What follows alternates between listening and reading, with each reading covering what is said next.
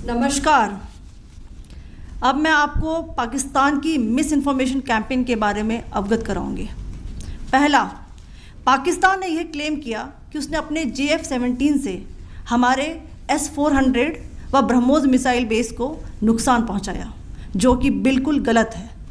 दूसरा, उसका ये भी मिस इन्फॉर्मेशन कैंपेन था कि हमारी एयरफील्ड्स जो कि सिरसा, जम्मू, पठानकोट, बठिंडा, नलिया और भुज में है, ये उसका मिस इन्फॉर्मेशन भी बहुत गलत है।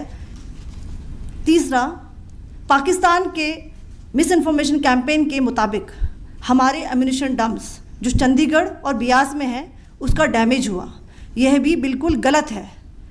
हमने आपको मॉर्निंग ब्रीफिंग में बताया था विथ फैक्ट्स एंड फिगर के साथ कि ये सारी चीज़ें बिल्कुल सही सलामत हैं।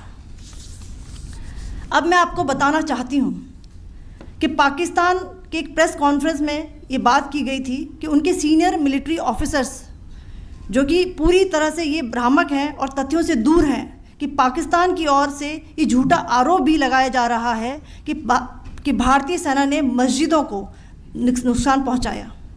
मैं इससे बिल्कुल स्पष्ट करना चाहती हूं कि India is a secular nation और हमारी सेना भारत के कॉन्स्टिट्यूशनल वैल्यूज़ की एक बहुत प्यारी झलक है।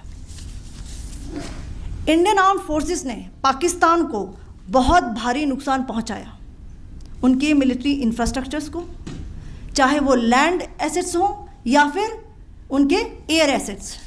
यही नहीं, इंडियन आर्म्ड फोर्सेस ने पाकिस्तान की एयरफील्ड्स स्कर्दू, जकोबाबाद, सरगोदा और बुलारी को बहुत नुकसान पहुंचाया।